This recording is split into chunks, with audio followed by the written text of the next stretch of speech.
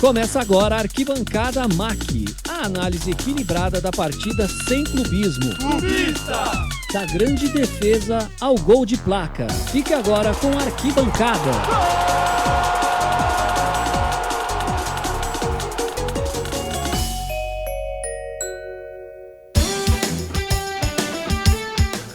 Olá, sejam muito bem-vindos a mais uma edição do podcast do Arquibancada MAC, a primeira feita presencialmente. Eu sou Pedro Balek, serei o apresentador do programa de hoje. Em breve vou apresentar o nosso convidado, mas primeiro eu gostaria de apresentar os meus colegas de bancada. Vou começar por ele, em ordem alfabética, para não dizer que eu tenho nenhum preferido aqui. Danilo Miguel. Fala, Danilo, tudo bem? Um prazer estar com você aqui. Bom dia, Pedro. Um prazer estar aqui para mais uma entrevista e bora lá que hoje vai ser legal. Muito bem. Completando a bancada, também recebo ele, Henrico Dardi. Fala, Henrico, tudo bem? Muito prazer, Pedro. Senti um pouco essa alfinetada da ordem alfabética, mas tudo bem. Muito prazer estar com você. Beleza, agora sim, chegou a hora de apresentar nosso convidado especial.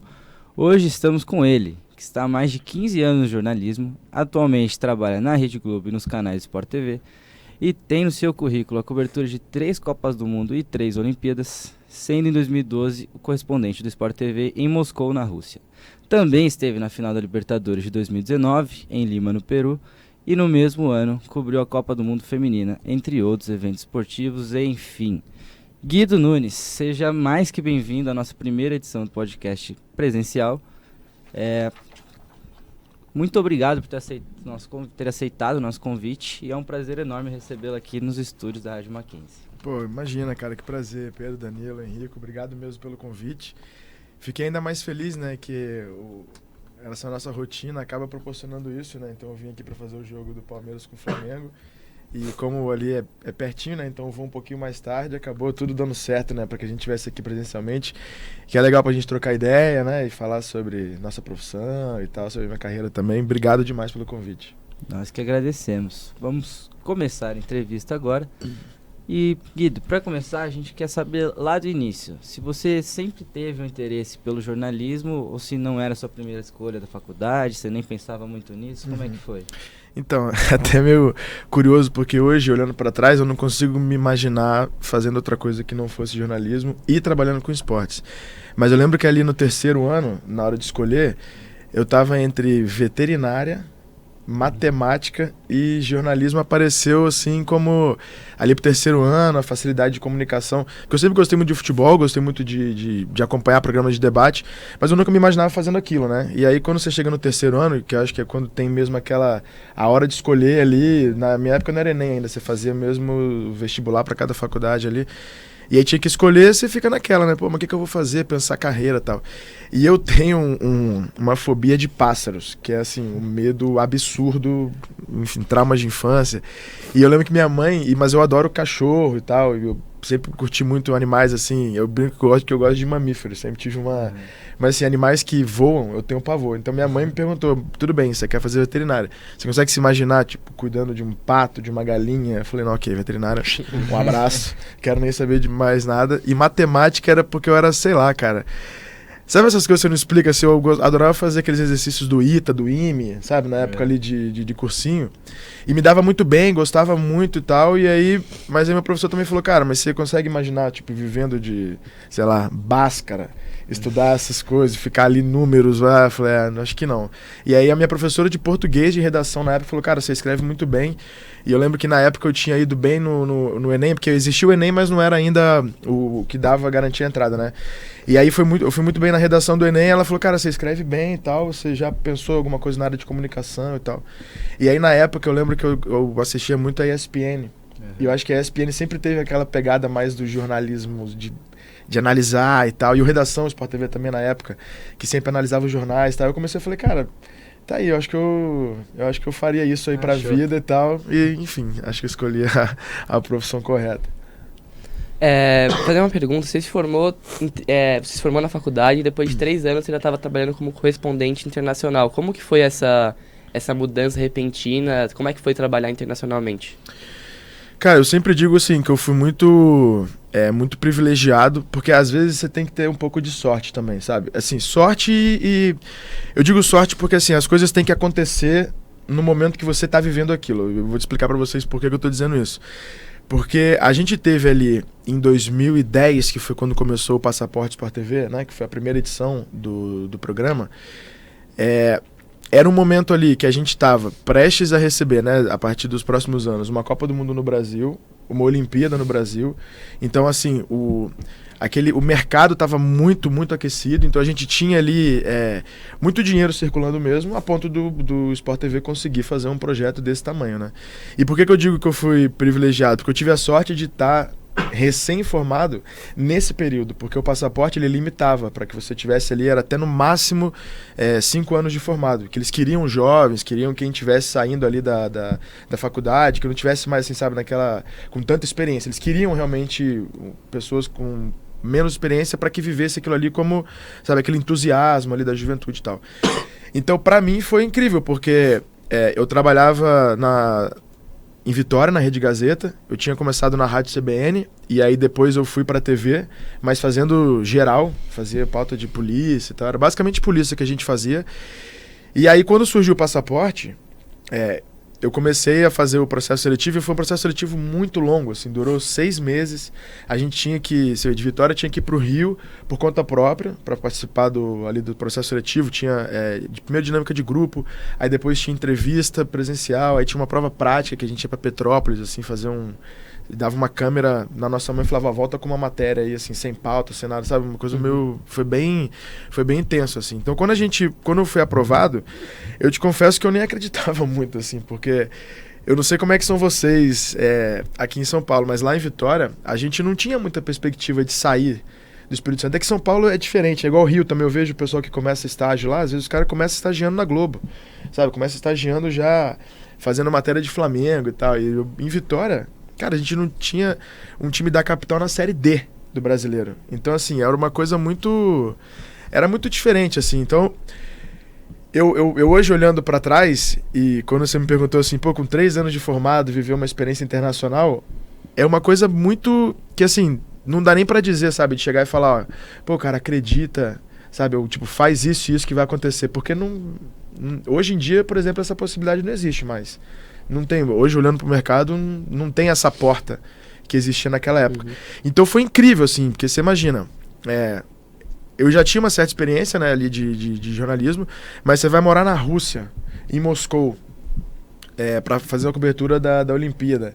A gente chegou lá num frio de menos 20 graus, assim, situações absurdas, de coisa que eu não sabia. Por exemplo, a bateria do telefone, você sai com ela carregada 100%.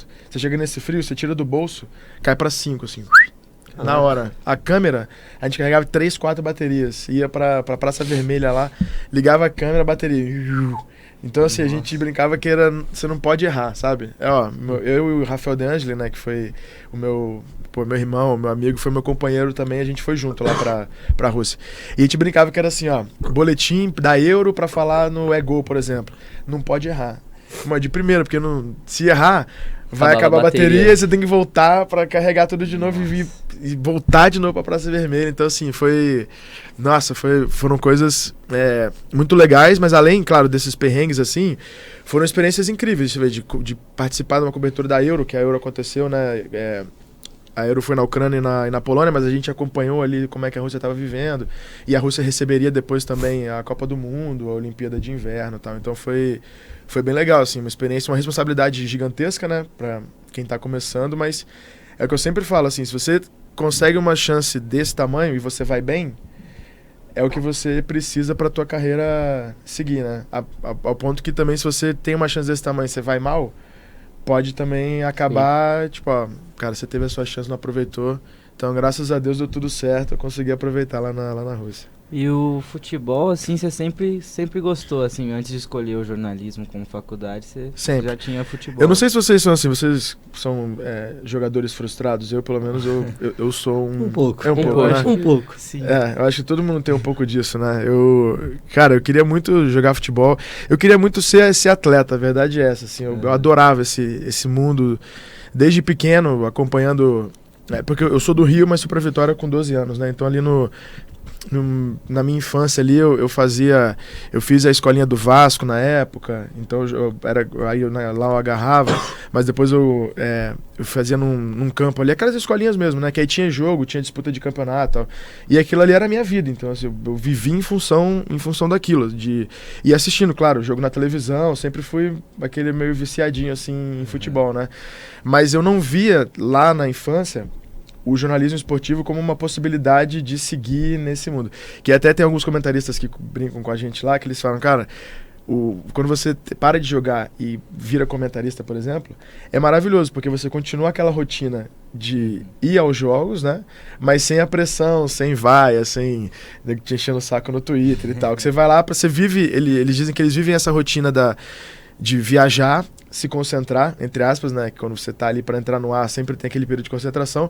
Você assiste ao jogo ali e trabalha, né? Fazendo o jogo. E quando acabou, entendeu? Você não tem... aí você não precisa treinar, não precisa, entendeu? Não tem lesão, não tem nada disso. Tem menos então, gente te cornetando. Exatamente. Você consegue ter um pouco mais de paz do que jogando bola. Uhum. Legal. E que momento no jornalismo te marcou? Assim, você tem alguma história para contar? Olha, eu tenho histórias alegres, histórias tristes, né? Mas talvez assim, da parte...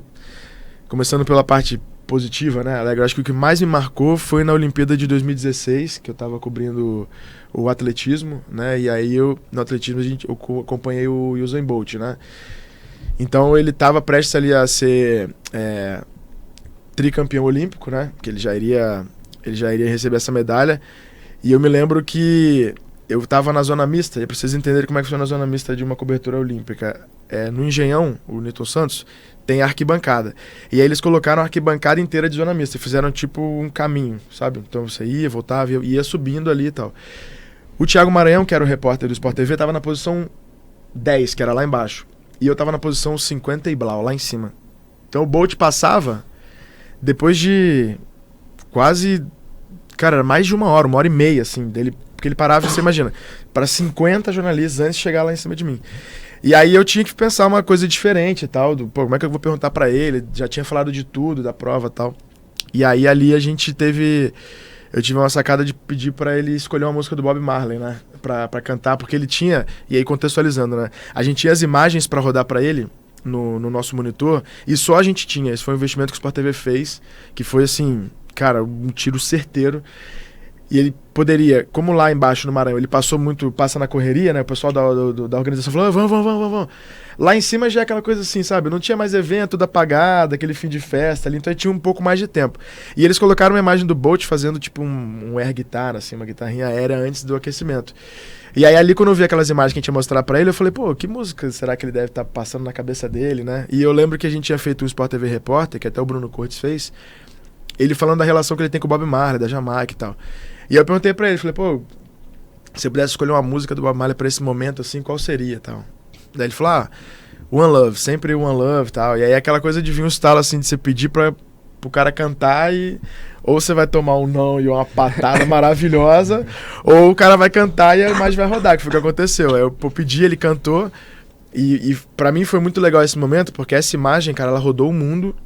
Eu tava do lado de uma equipe da NBC, americana, e eles pedindo, foi todo mundo no caminhão do Sport TV, quando eles viram, né, que tava cantando, pedindo essa imagem, então BBC, as agências de notícia lá da Ásia também pegaram, então foi uma imagem que, assim, que rodou, e foi muito legal, assim, esse foi talvez o momento mais legal, assim, da carreira, sabe, que é uma coisa, e é louco, né, se eu tô com 15 anos, isso durou, a entrevista inteira durou 1 minuto e 42 segundos, e foi o que mais me marcou, assim, entendeu, que é um recorte muito pequeno, mas que foi bem especial.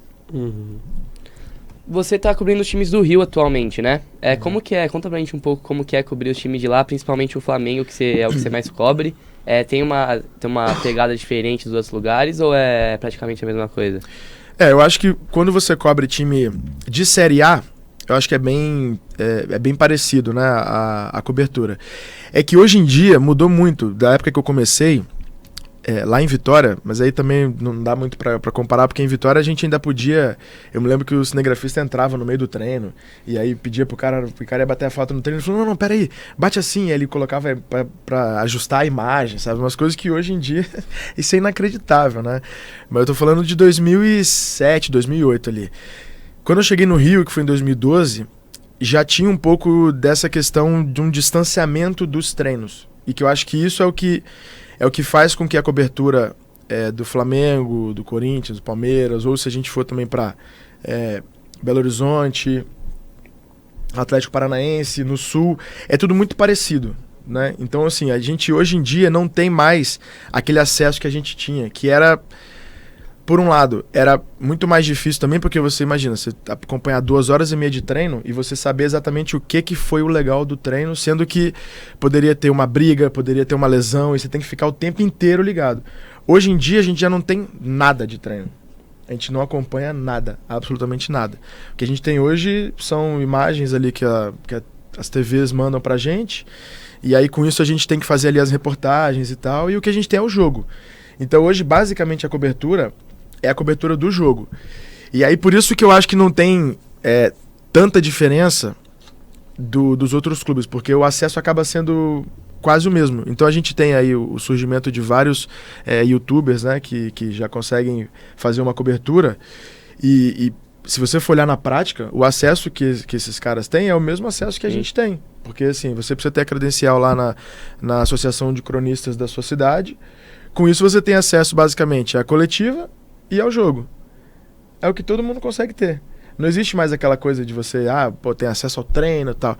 Então, isso dificulta muito a cobertura. Muito mesmo, porque a gente fica muito refém do que acontece no jogo. Padronizou, né? Muito... Padroniza, exatamente. E o que acontece no jogo, conversando assim com os jogadores, cara, tem muita coisa que surge no treino, sabe? Detalhes assim que fazem a diferença de um jogo. Isso é treinado exaustivamente e que a gente não sabe. Ensaiada, é que isso. saiu no jogo, né? E você tem jogado. Quer ver um exemplo? Teve uma jogada do Vasco contra.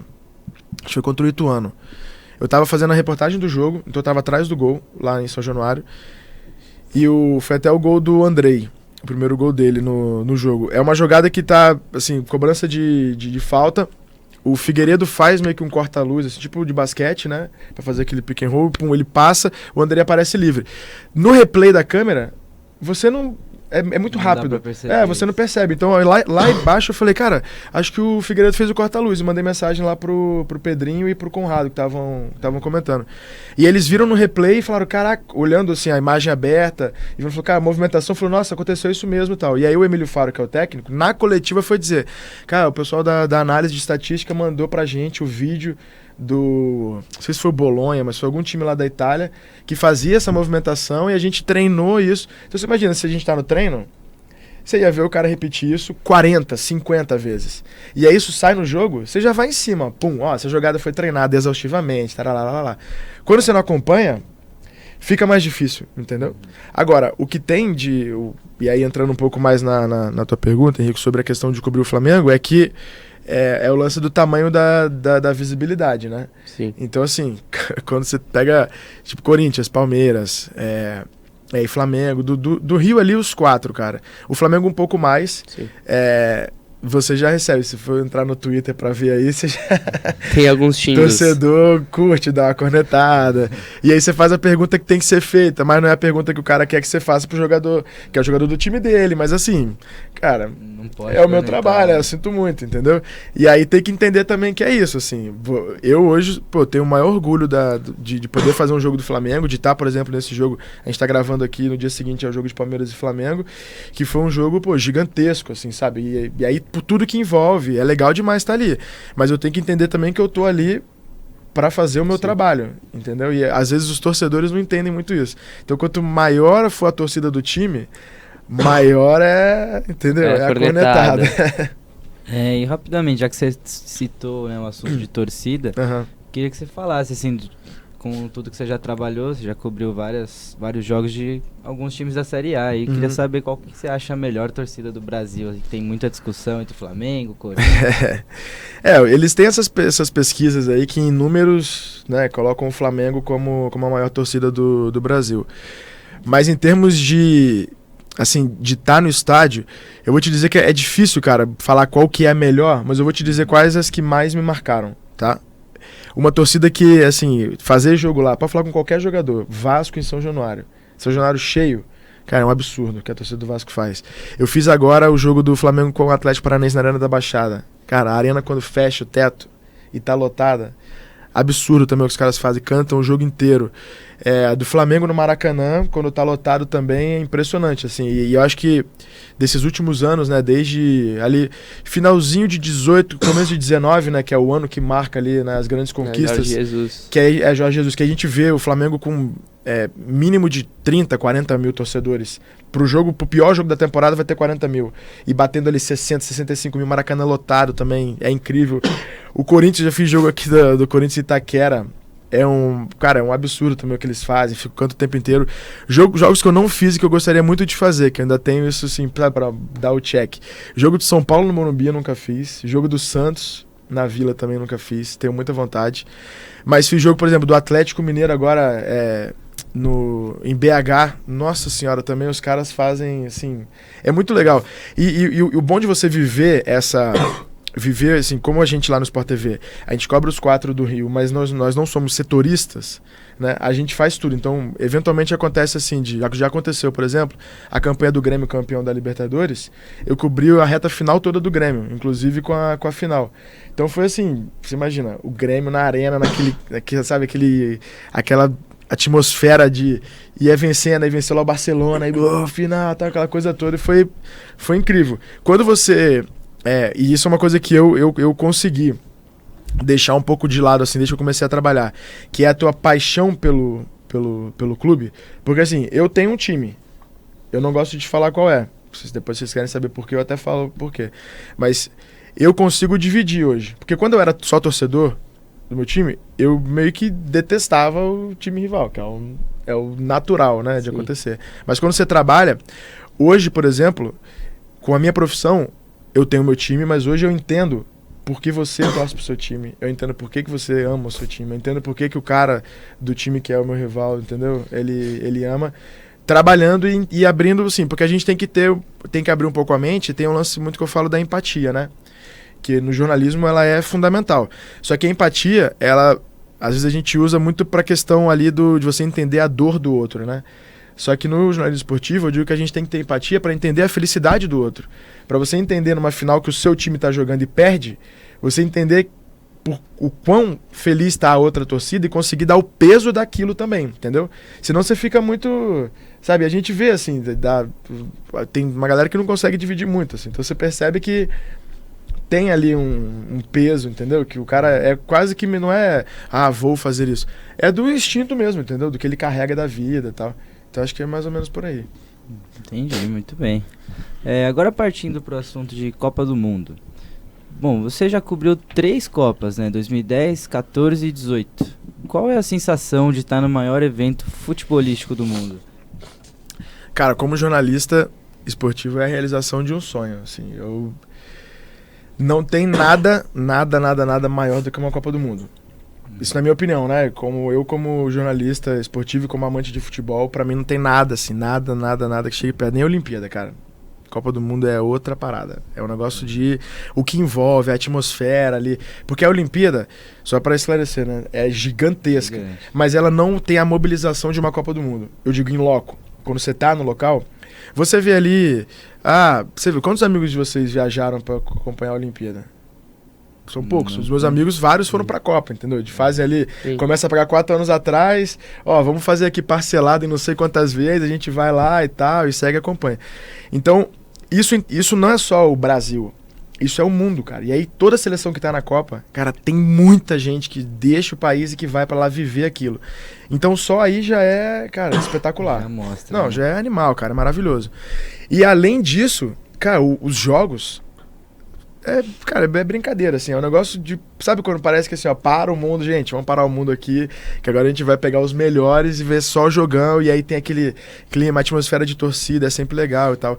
E a cobertura é muito bacana porque você vive, isso que eu acho mais incrível da Copa do Mundo, você vive do dia 1 à final. E cada Copa do Mundo, se você olhar na história, ela tem um enredo próprio, né? Cada Copa tem a sua própria história. E você faz parte disso. Porque se a gente sair daqui agora pensando como é que vai ser a Copa do Catar, a gente pode imaginar que, tem nisso, o Vinícius Júnior tá voando, pode ser que vai bombar, o Neymar, a última Copa dele, tá querendo, parará. A gente pode prever algumas coisas, mas chega na hora, toda a Copa acontece alguma coisa e, muda a história. E o nosso papel como jornalista é de estar lá e documentar isso e registrar isso. Então, de certa forma, você faz parte da história, né? E no meu caso, dessas Copas que você falou, a que mais me marcou foi a de 2014. Porque, de novo, aquilo que eu disse da questão de você ser privilegiado, né? Eu estava no Sport TV, que é o principal canal de esportes do país, como jornalista, como repórter, no período em que a gente tinha uma Copa do Mundo no Brasil, com uma cobertura gigantesca que foi feita a cobertura da Copa aqui no país. E ali você ainda recebeu o presente assim, né? Aspas, né? De pegar a Alemanha para cobrir. Então eu cobri a campeã do mundo na Copa do Brasil. Tipo, eu trabalhei na final da Copa do Mundo dentro do Brasil, que a última foi 50. E quando vai ter a próxima? Não sei se eu vou estar vivo, não sei se eu vou estar trabalhando. Sinceramente, eu acho que nem vai ter mais, assim, não tão cedo. Então foi uma experiência incrível, assim, de quando terminar, você olhar pra trás e falar, cara, tô vivendo isso mesmo? Que loucura, assim, sabe? Porque foi maravilhoso, assim, foi inesquecível. Inclusive, estando vivendo 7-1, mas enfim. Então, eu já vou emendar essa pergunta, então. Que assim, você comentou que cobriu a Alemanha, que sim, a Alemanha era um timaço na época. Tinha Felipe Lahm, o próprio Khedira, Schweinsteiger, Kroos, o Klose, que acabou, infelizmente ou não, passando o Ronaldo. Mas teve uma pedra ali que foi o 7-1. Sim. Como foi viver o 7-1? Assim, pra você que acompanhava o lado deles, vamos dizer assim. Sim. Você acompanhava os dois lados, né? Que você, querendo ou não, tava torcendo para um país, que é o Brasil, só que você estava campeão da Alemanha. Então, como foi a experiência? Olha, é muito maluco dizer, porque assim, se você me perguntar como torcedor, foi terrível. Como jornalista esportivo, foi incrível. Porque profissionalmente, para mim, essa derrota, que foi a maior derrota, na minha opinião, da história do futebol brasileiro, foi o que me colocou numa final de Copa do Mundo no Brasil. E que depois acabou me colocando para ter feito a cobertura da campeã do mundo. Então eu participei ali, eu fiz a entrevista dos caras lá com o título e tal. Mas assim, tenho até um bastidor assim pra vocês de como funciona a cobertura de Copa. A gente, quando você tem lá a equipe que cobre o Brasil e tem as equipes que cobrem as outras seleções. Eu, obviamente, estava cobrindo a Alemanha. E quando tem um embate Brasil e essa seleção que você está cobrindo, o pessoal da cobertura da seleção brasileira sempre brinca muito, né? E fala, faz as malas aí que acabou hoje, hein? Hoje é o brasa e vão pra cima, acabou, parará. E ali como brasileiro, é óbvio que eu quero que o Brasil avance. Se eu pudesse escolher ali, Brasil ou Alemanha, é óbvio que eu queria que o Brasil ganhasse e fizesse a final, é óbvio, né? Isso não precisa nem discutir. Mas tem muito essa provocaçãozinha, entendeu? De falar, esquece, hein? Hoje vai voltar, tal, não sei o quê. E aí eu tava, cara, com o Felipe Diniz, que hoje apresenta Troca de Passe. Ele tava cobrindo a seleção pelo Sport TV com a Janaína Xavier. E aí a gente sentou lá, eu lembro que a Janaína começou a fazer stories lá, brincando, falando, aí pessoal, vamos despedir, o Guido vai despedir da Copa e tal, vai lá pra Brasília, jogar o terceiro quarto, não sei o que, tarará. E aí eu entrando na brincadeira, falando, beleza. Cara, começa o jogo, 1-0, 2-0. Sabe quando você vê murchar assim? E eu sem acreditar, eu falei, gente do céu, o que tá acontecendo, cara? 3-0, 4-0, 5-0 no primeiro tempo.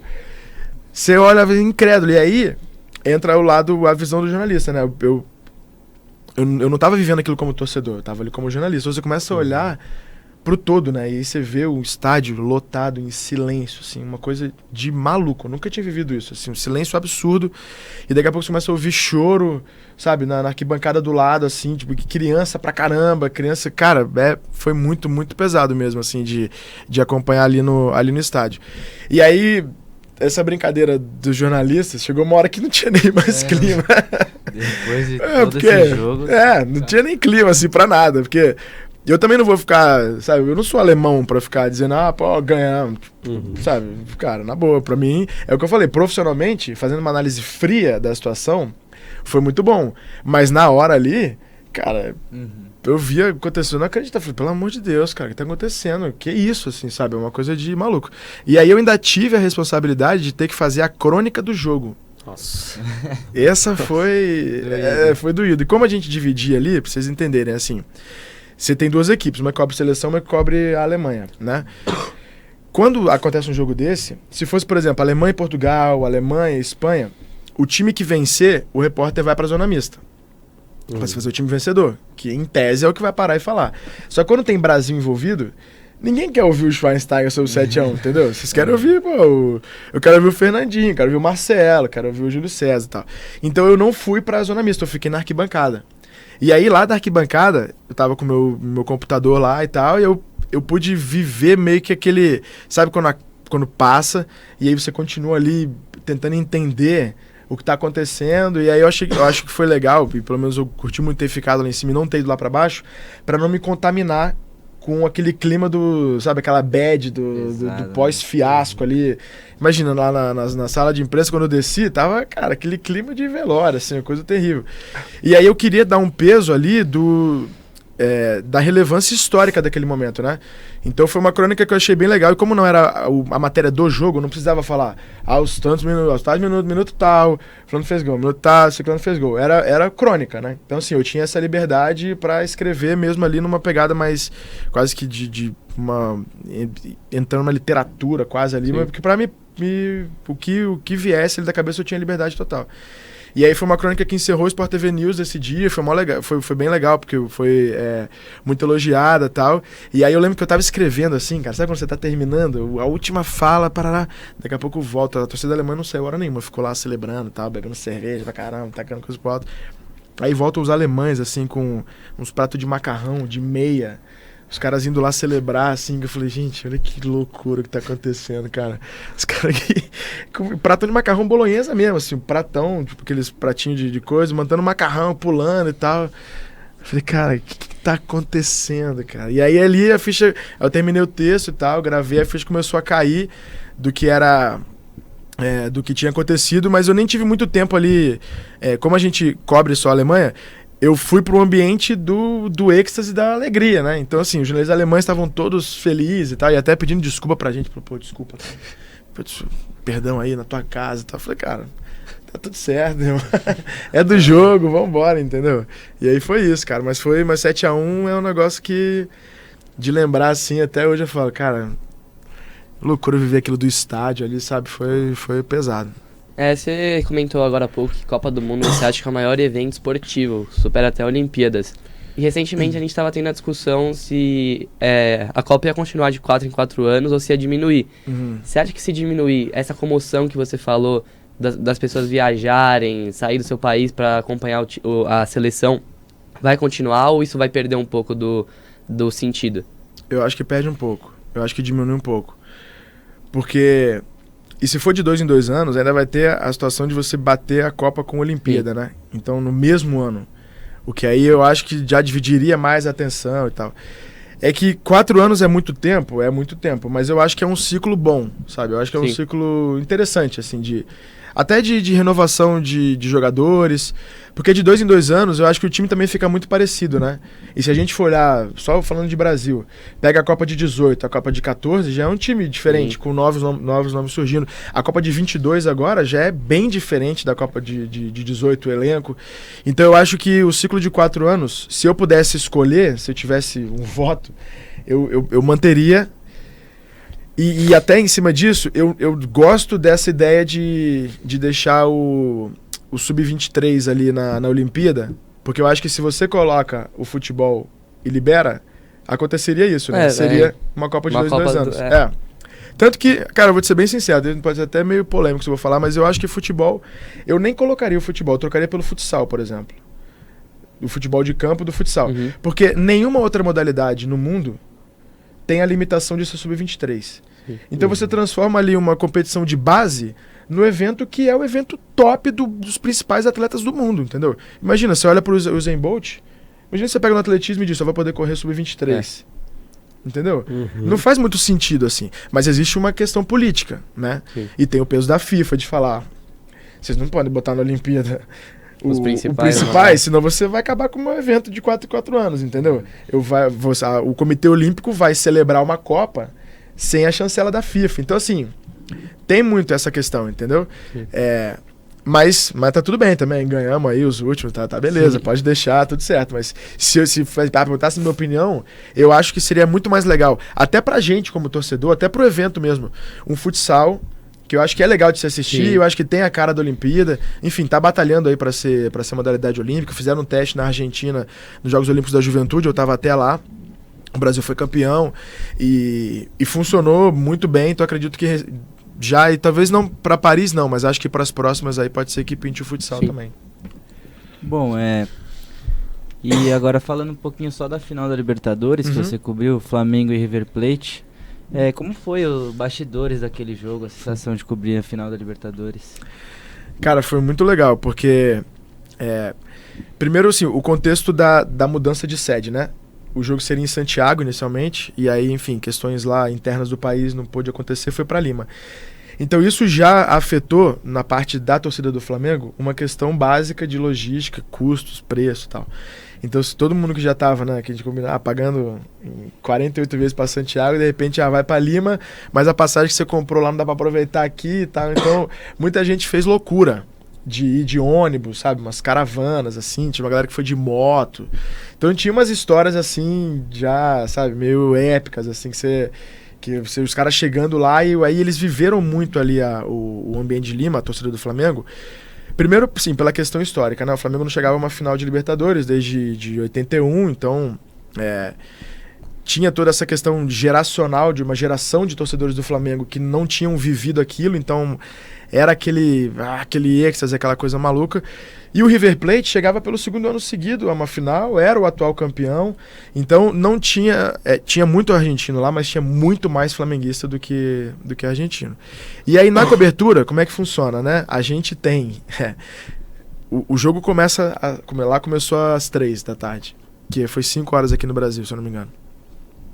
A nossa cobertura começou às 5 horas da manhã, pra mim. 5 da manhã eu tava na porta do hotel, entrando ao vivo no É de Casa, já falando do clima, falando como é que ia ser o dia do Flamengo, até chegar no estádio, tal, não sei o quê.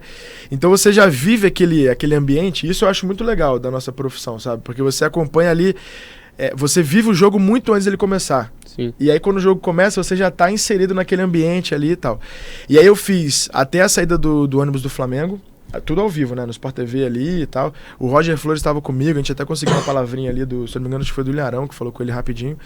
Beleza, fomos pro estádio. Quando a gente chegou no estádio, o estádio de Lima, pra vocês terem uma ideia, ele fica mais afastado, assim, da capital, só que ele tem uma pegada meio... Como é que eu vou dizer, cara? Ele tem umas montanhas, assim, ao fundo, e ele é meio sujo de terra, sabe? Uma coisa meio... Aquele estádio raizão mesmo, não tem essa cara de arena mais Sim. moderna e tal. É muito raiz mesmo. E aí, a disposição do estádio, com a torcida lotada, aquela montanha, só dá um clima já de... Sabe, aquele clima de uma coisa muito diferente do que eu já tinha... vivenciado ali nesses últimos anos, porque geralmente você pega os jogos ali, até final de Libertadores mesmo, eles sempre levam para uma arena que seja mais moderna e tal. E como teve essa situação toda de Santiago, Lima foi aqui, ó, toma aí, vamos para lá, e então ainda teve esse elemento. E como é que funciona pra gente lá, pra quem tá credenciado? Você tem os credenciados do jogo, da transmissão, e tem os credenciados da cobertura. Como eu fiz desde 5 horas da manhã, eu não tava no jogo. Só que durante o jogo eu podia ficar na tribuna pra assistir ao jogo. Então assim, eu fui assistir sem compromisso nenhum. O meu compromisso era depois fazendo a chegada dos jogadores lá no hotel, de volta e tal. E lá, como era um estádio também desse estádio raiz, eles não tinham essas bancadas de tribuna de imprensa, sabe, que você divide, jornalista. Eles pegaram ali uma parte da arquibancada, que era mista, pegou, pessoal, daqui pra cá, 5 fileiras pra cá, a imprensa. No meio de todo mundo. Então do meu lado tinha torcedor do River, torcedor do Flamengo, embaixo, assim, um salseiro, assim, uma festa maluca.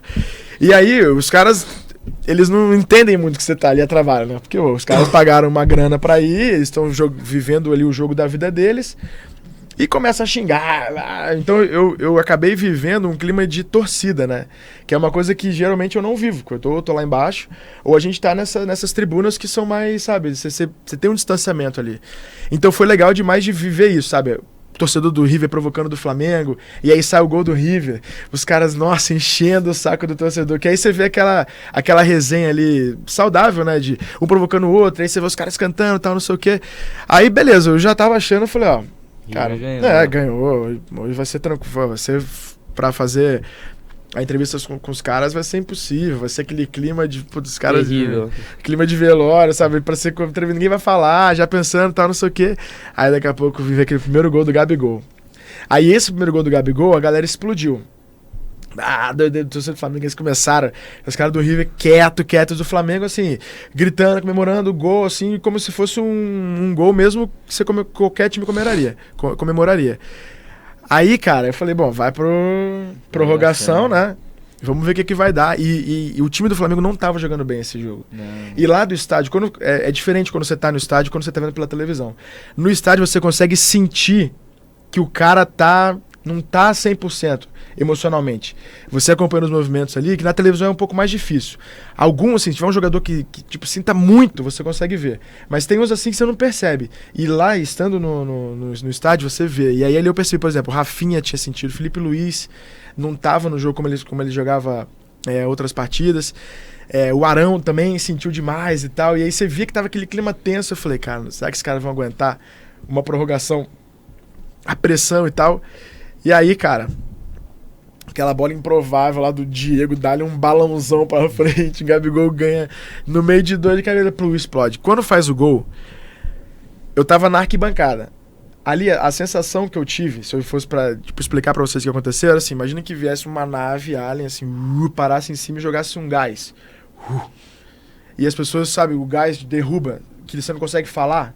Era uma coisa assim, cara. Você via as pessoas do lado... Torcida do Rio. Não, caindo. Do Flamengo mesmo. Do Flamengo. Ninguém gritou gol, né?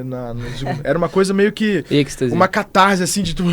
choro. Cara, maluco. Uma coisa eu nunca tinha vivido nada parecido. E aí você via as pessoas, assim, caindo no chão, chorando. Muito louco, cara. Muito louco. Aí depois que eles se deram conta... Quando acaba o jogo, que eles começam a celebrar e tal. E eles estavam, na hora do segundo gol, eles estavam no meio da música lá, aquela que eles cantam em dezembro de 81. Que eles começaram a cantar e falaram, ó, vamos cantar aqui até o fim, né? Então tá lá cantando, dezembro de 81, parará, e o gol sai no meio da música. Então é como se os caras estão cantando e tipo, apaga, sabe? Desliga o disjuntor da galera e todo mundo cai. E aí foi... Eu nunca tinha vivido nada parecido, assim, de estádio. Já vi, assim... você vê, até o próprio 7-1, que foi uma coisa muito, emocionalmente ali, foi muito pesado, mas desse jeito eu nunca tinha visto. O Pablo Mari até falou disso também, que lá embaixo, ele disse, cara, você não ouvia grito de gol. Foi meio que um silêncio, assim, mas sabe, uma coisa, foi muito diferente de tudo. Né?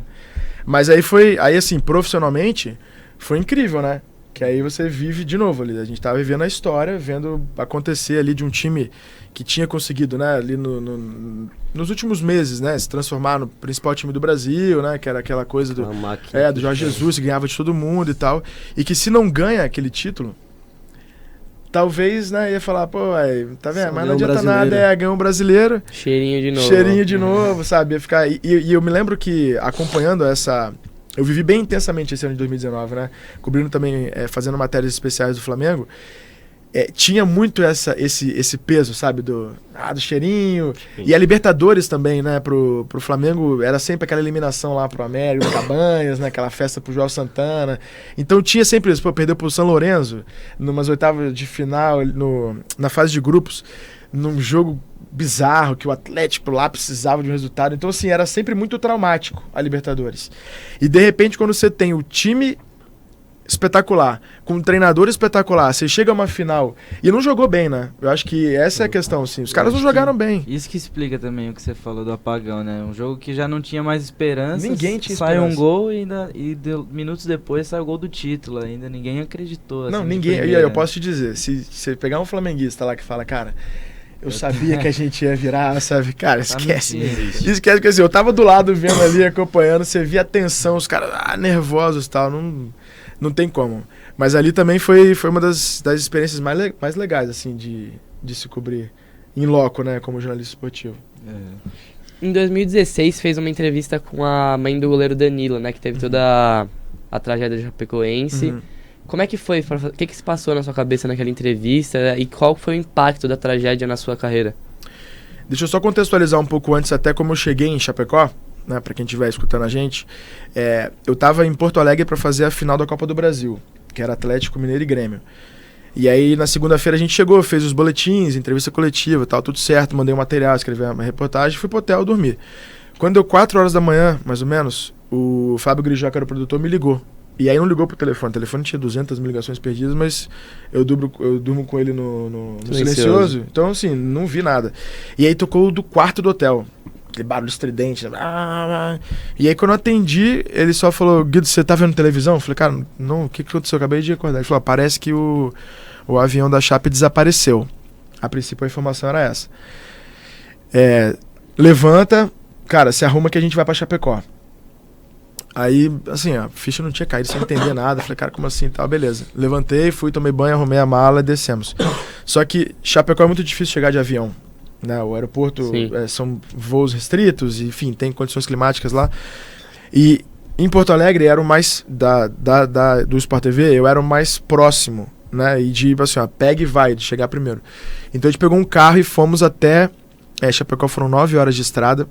É uma viagem longa até, né, assim, do que a gente tava, de onde a gente saiu até chegar lá em Chapecó. E durante o caminho a gente ia recebendo as atualizações no Twitter, principalmente.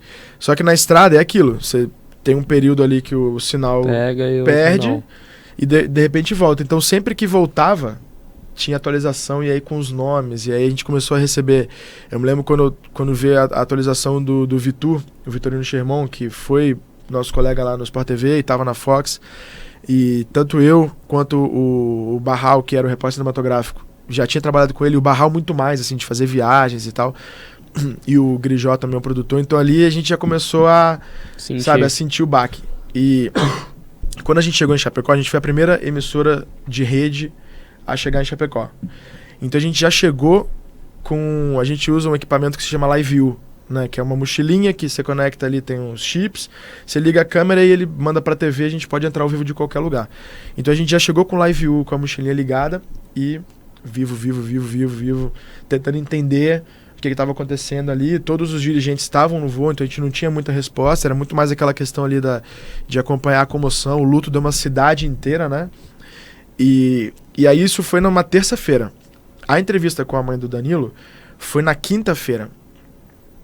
Então, vocês imaginam, terça-feira a gente trabalhava, era assim, 18, 19 horas, direto, sem parar. Então, na quinta-feira, a carga emotiva já estava muito pesada, muito mesmo.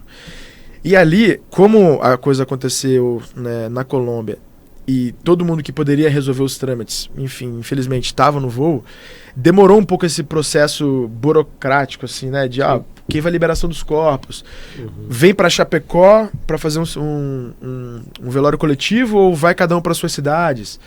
Então era muito em cima disso a cobertura, né, essas incertezas. E aí, para vocês entenderem, imaginem só, Chapecoense é um time de Série A, que tem jogadores de todos os cantos do país. Não é um time da cidade, com jogadores de Chapecó. Então, por exemplo, tem a mãe de um jogador que é de Natal. Ela quer saber, eu vou para Chapecó para acompanhar o velório do meu filho ou eu espero o corpo chegar? Então isso envolvia, assim, umas logísticas que, numa situação normal, já é difícil. Você imagina num luto, uma tragédia como essa, era muito mais complicado. Então, o clima estava muito tenso, desde o início da cobertura. E aí a dona Ilaides, a mãe do Danilo, quando ela chegou para a entrevista, eu não tinha conversado com ela antes. Porque geralmente a gente tem o papo, né? Assim, você vai, vamos trocar uma ideia antes aqui e tal, para entender a situação. Isso não é numa situação normal, tá? Numa entrevista que você faz, você conversa com a pessoa antes e tal. E ali, a gente tava numa posição que não era com essa mochilinha que eu falei com o LiveView. Era uma posição que a gente chama de cabeada, com tipo uma vanzinha com satélite. E ali tem o cabo limita fisicamente a minha posição. Eu ficava bem exatamente entre, imagina assim, a bandeira de escanteio e o meio de campo. Eu ficava no meio ali. E eu não podia ir pra lugar nenhum. Quando eu olhei pro lado, eu vi um bolinho de jornalista entrevistando alguém. Não sabia quem é, eu falei pro Grijó, vamos ver quem é, se você conseguir trazer. A gente tava ao vivo no Seleção Sport TV. O Grijó, quando chega com a dona Ilaides, ele só fala, é a mãe do Danilo. Dona Ilaides, falei, dona Ilaides, tudo bem? meus sentimentos. A gente tá ao vivo no Seleção, a senhora se importaria de entrar com a gente e tal? Eu sei que a senhora já deu uma entrevista longa e tal. Foi isso. E aí no meu ponto, já falando assim, ó, mãe do Danilo, vou te plugar. Então não teve tempo de nada, assim, sabe? E ela já plugou, o Barreto me chama ao vivo e, a entrevista se desenrola. Quem tiver interesse de ver depois a íntegra, é uma entrevista, assim, normal, né? E por isso que eu disse, essa questão das informações do velório, era muito nesse tom, assim, sabe? Então eu tava indo meio que por esse caminho ali e tal. Eu sempre tenho isso muito comigo, assim, de já ter feito outras coberturas de tragédia no jornalismo geral.